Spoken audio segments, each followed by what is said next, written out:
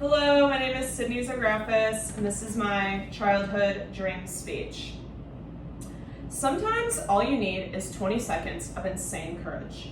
Just literally 20 seconds of just embarrassing bravery, and I promise you, something great will come of it. This quote is from the movie We Bought a Zoo, and is something that my mother instilled in my sister and I from a very young age. That is, to be courageous. I later got the number 20 tattooed on my ankle for this reason.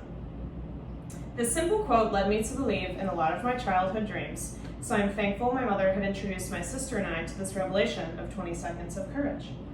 In order to completely understand the person, I think it is essential to get to know them on a deeper level, which can be exponentially achieved through getting a glimpse into their childhood dreams and aspirations.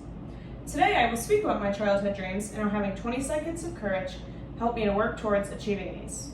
I will begin by explaining my sports career as a child, my aspiring job as a child, and my role as an older sister. As a child, I had this overwhelming obsession with sports. Anything that had me moving and playing with other kids, I was hooked.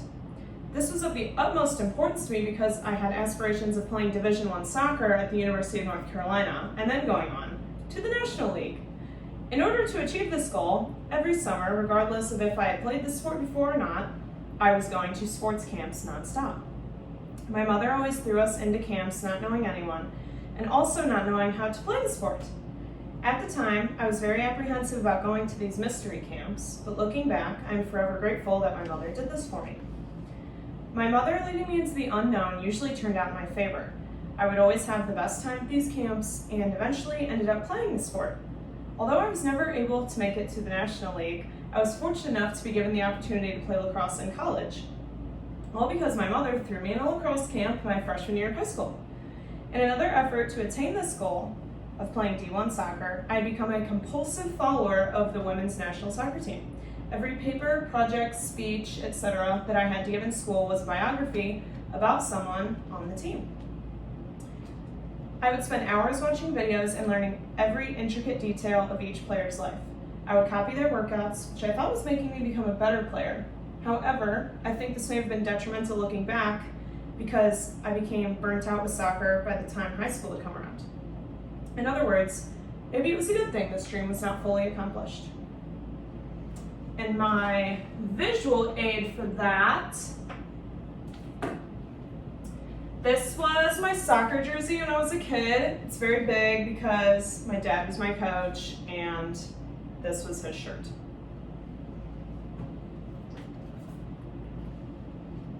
From the very first time I was asked the infamous question of what do you want to be when you grow up, I only ever remember answering, I want to be a teacher.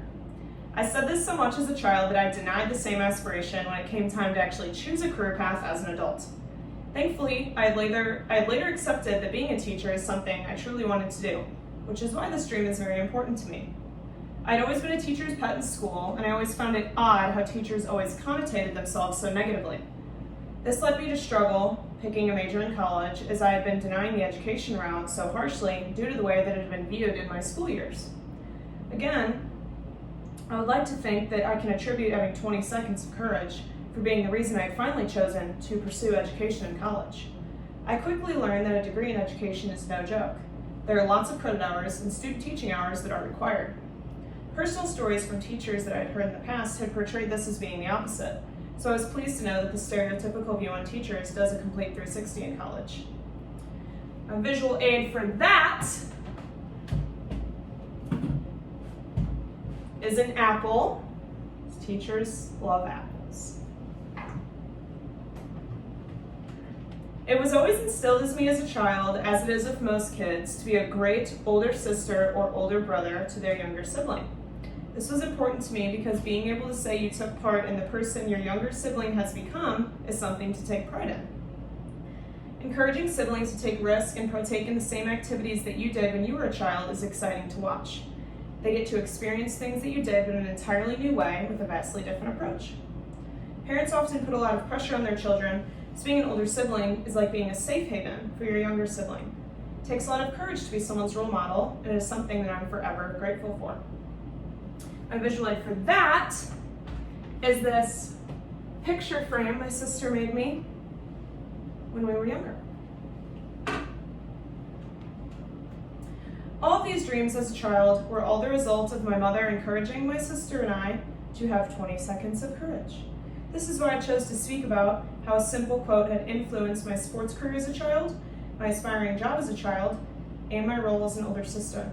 In order to completely understand a person, I think it is essential to get to know them on a deeper level, which can be exponentially achieved through getting a glimpse into their childhood dreams and aspirations. In conclusion, my life has very much so been impacted by having 20 seconds of courage and continues to do so to this day. Thank you.